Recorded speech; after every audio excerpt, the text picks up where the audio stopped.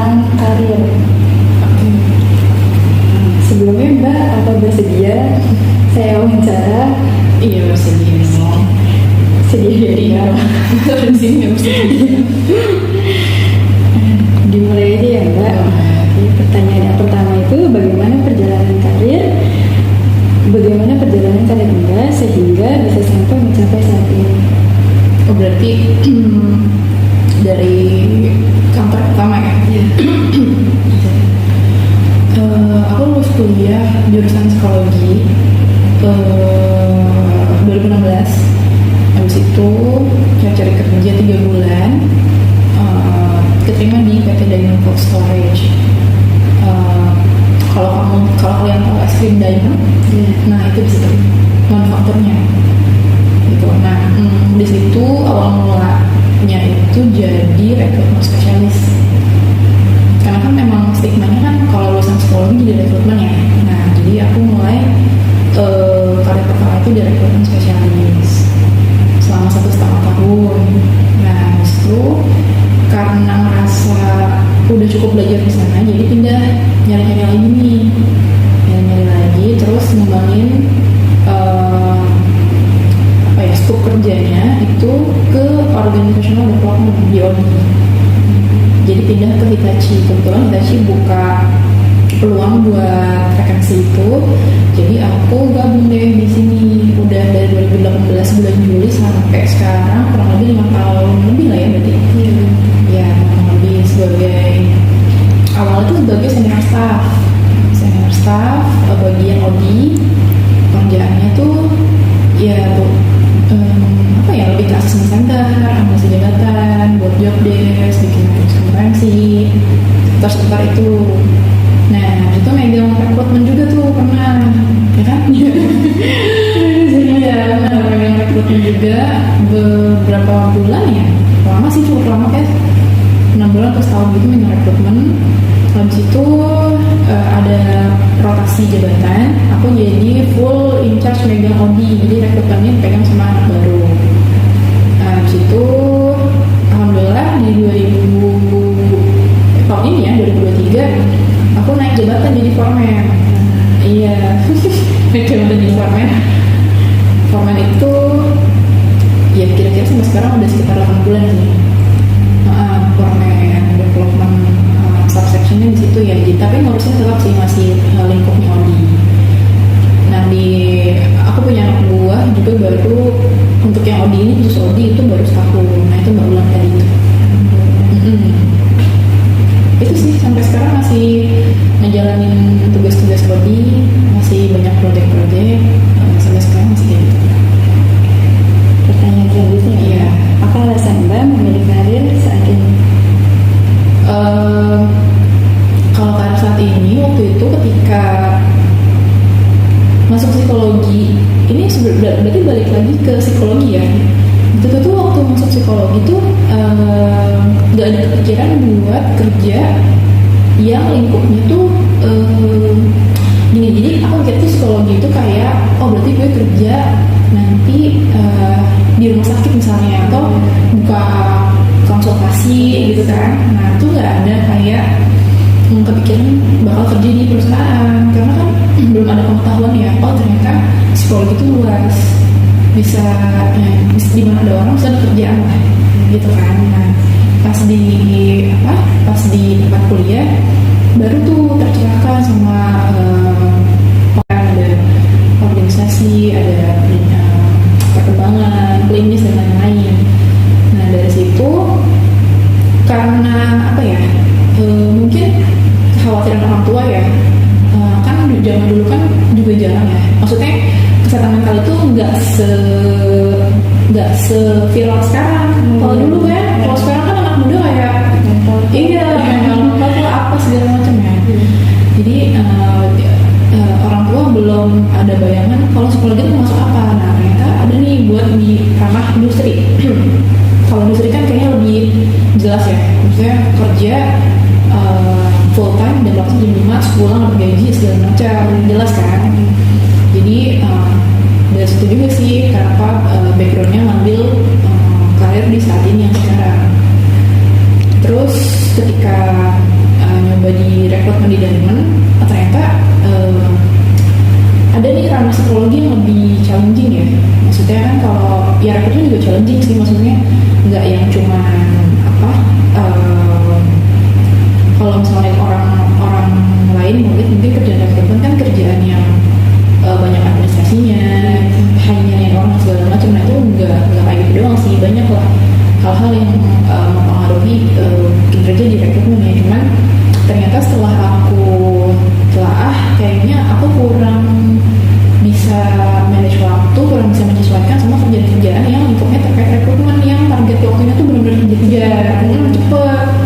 Jadi aku coba untuk kerjaan project. Kalau audit kan project ya, nggak yang ngulang gitu kan, feedback kerjaan yang oke, di sini alurnya A, B, C sampai seterusnya gitu. Nah kalau yang sekarang tuh kerjaan project, jadi kayaknya lebih aku banget lah gitu. Nah tapi ternyata di sini malah nyerupkan lagi. Tapi ya jadi ya udah nggak apa-apa. Gitu.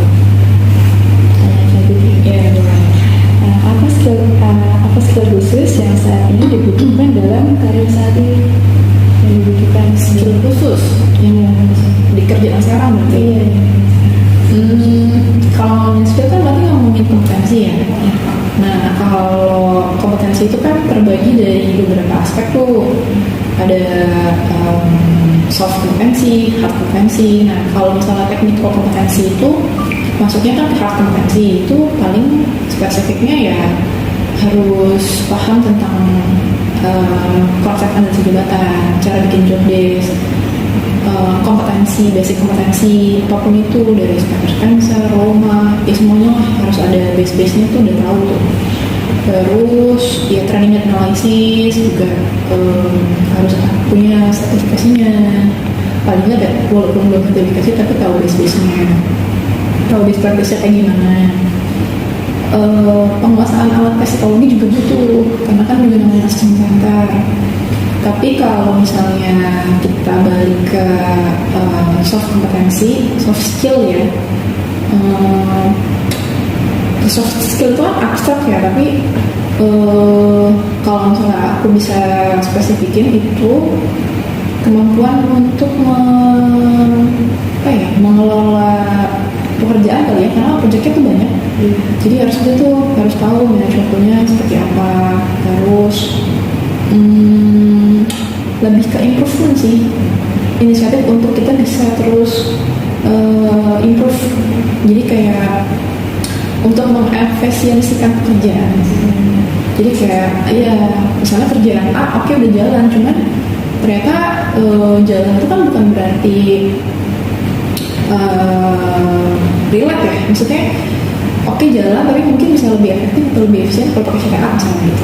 Nah itu harus banyak hal kayak gitu. Pertanyaan selanjutnya, Ya. apa suka duka Mbak yang telah dialami selama berkarir? Suka duka. Berarti semuanya ya, bukan sini doang ya. Sebenarnya kalau duka itu palingan ini sih, beberapa kali ngerjain kerjaan yang bukan tugas aku. Itu pernah. Terus sebenarnya hal yang paling gak ngenakin itu adalah ketika nggak ada feedback dari atasan sih. Jadi kayak ketika kita udah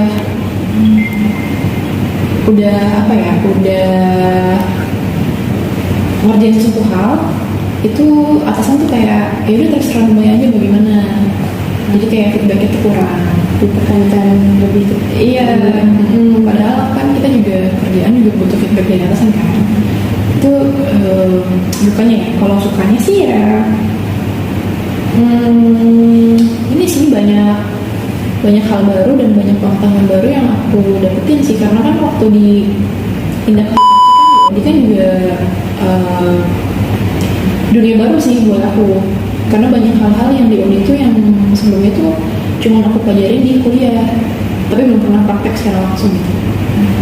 sukanya. Iya, sukanya gitu namanya ya dapat gaji gitu, itu kan wajar ya. Iya, itu kecil. Iya gitu. Pertanyaan bagaimana pandangan Mbak sebelumnya ketika belum mencapai karir saat ini? Pandangan sebelumnya ketika belum mencapai karir saat ini ya. Gimana maksudnya? Jadi sebelum Mbak berkarir saat ini nih, Mbak mandangnya tuh karir yang sekarang tuh kayak gimana? Oh, oke. Iya. Jadi aku ngeliat karir aku yang sekarang tuh kayak gimana dulu ya? Iya, dulu sebelumnya. Itu tadi sih, balik lagi aku nggak ada kepikiran buat kayaknya di industri jadi OD bagus deh gitu. Nggak belum punya bayangan gitu, belum punya bayangan kalau ternyata ada pekerjaan itu. Nah, setelah kuliah kan baru dikasih tahu dosen kalau ada ABG segala macam tentang psikologi termasuk di industri organisasi. Nah, mungkin punya bayangannya ketika aku kerja pertama kali di perusahaan pertama itu kan. Nah itu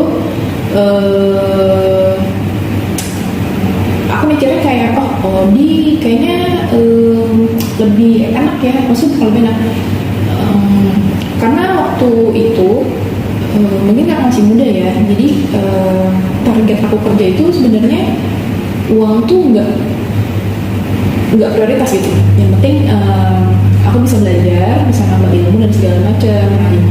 Kalau misalnya aku direkrutmen, ya sama sih nambah ilmu juga dan lain-lain sebagainya gitu ya. Tapi karena passion aku ke sana, jadi aku nggak ngulik di situ. Jadi kayaknya kalau misalnya di OD nih, kayaknya aku bisa ngulik hal lain nih. Kan banyak tuh ranahnya ya, ada kita bikin jabat, bikin job title, bikin job desk, bikin kompetensi, bikin matriksnya, ada training analisis juga, ada transisi ini lebih luas. Jadi kayak ternyata kayaknya enak nih di OD, makanya pindah ke sini. Pertanyaan selanjutnya, apa saja hal yang berkesan dan tidak terlupakan dalam berkarir selama ini? Berkesan ya? Berkesan sih waktu di sini sih ya, waktu di pekerjaan aku yang sekarang jadi OD, karena dulu aku sendirian. Terus proyeknya tuh lumayan gede, yang mana aku harus mengganti metode penilaian yang tadinya general terus jadi lebih spesifik buat karyawan. Cuma dengan menggantinya metode itu, aku benar-benar harus membuat sesuatu yang tadinya baru jadi ada. Nah, jadi yang tadinya kantor aku yang sekarang itu gak punya kompetensi dan lain-lain, jadinya ya punya gitu. Dan itu aku kerjainnya sendiri gitu. Itu cukup berkesan. Pertanyaan selanjutnya akan dilanjutkan sama teman saya. Oke. Jadi kan, Namanya siapa aku lupa? Buna. Oh ya, Buna. Siapakah atau adakah yang menginspirasi Mbak dalam berkarir? Kalau jawabannya nggak ada gimana? Karena belum emang.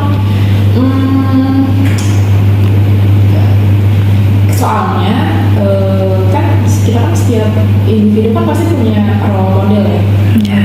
Atau yang menginspirasi kita supaya kita bisa terus ada di kerjaan itu kan. Nah, sampai sekarang aku bekerja itu dari kantor satu ke kantor yang sekarang itu belum ada orang yang bisa menginspirasi aku gitu. Jadi kayak inspirasinya datang ya karena ada target kerja aja. Cuman kalau kayak role model atau sosok siapa gitu terus aku jadi ikut gitu, aku belum ada sih. Gak apa-apa gak sih? Gak apa-apa Mbak. Mbak percaya diri sendiri. Iya. Adakah tujuan yang belum tercapai sama Mbak berkarir? Tujuan yang belum tercapai apa ya? Paling ini sih jadi kan kerjaanku yang di sekarang itu kan bisa terbilang baru ya. Terus banyak hal-hal juga yang emang di itu tuh terhitungnya baru gitu, kayak ada konsultansi dan lain-lain. Nah, karena baru itu sebenarnya aku pengen kayak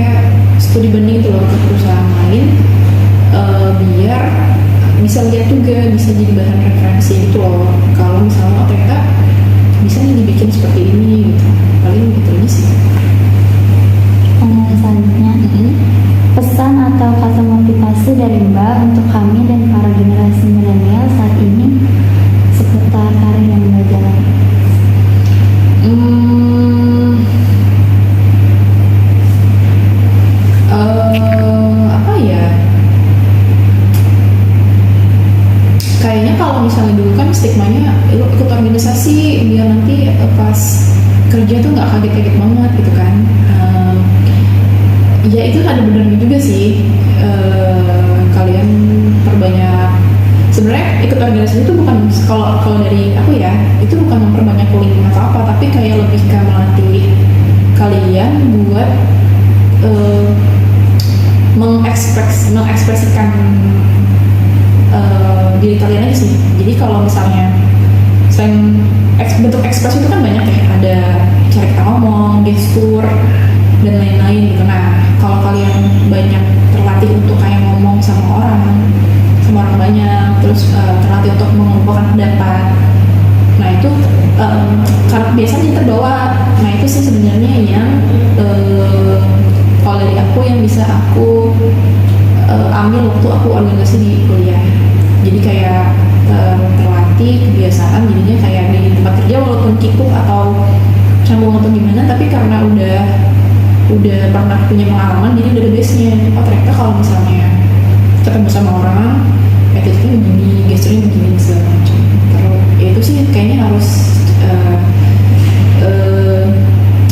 coba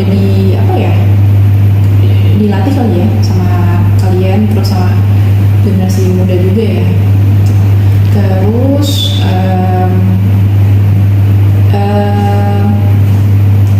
ya perbanyak ngulik sih ya, belajar gitu ya, belajar hal-hal baru waktu kuliah tuh. Harus cari tahu sebenarnya passion kalian tuh di mana, karena kalau misalnya udah di dunia kerja, oke gini, di dunia kerja itu mungkin motivasi kalian itu misalnya uang gitu ya, kayak tadi aku gitu. Cuman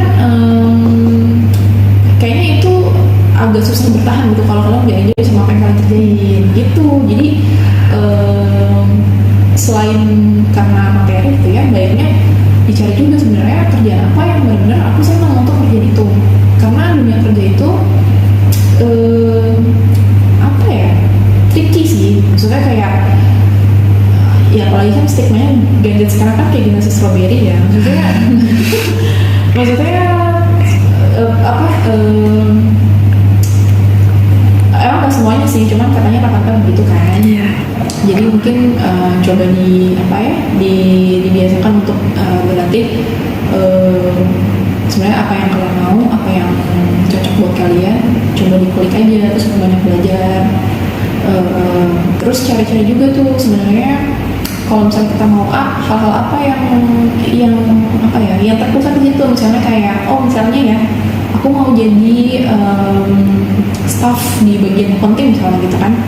Ternyata kalau staff di bagian accounting tuh harus bisa Excel. Nah itu harus mulai dikulik tuh, Excel kayak gimana, misalnya pivot, VLOOKUP, segala macam. Jadi kayak bisa nilai tambah gitu, walaupun kalian misalnya nggak ada basic pengalaman atau belum ada pernah magang gitu. Nah itu bisa juga tuh jadi nilai plus nanti ketika kalian masuk ke dunia kerja. Jadi ya perbanyak belajar aja sih, sama tadi belajar untuk mengekspresikan sesuatu tuh sesuai sama tempat gitu. Apa lagi ya?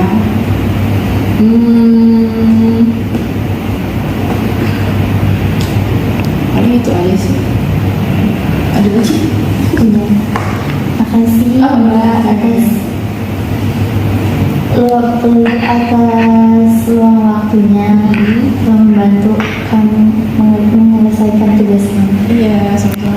Terima kasih. Terima kasih Mbak. Iya.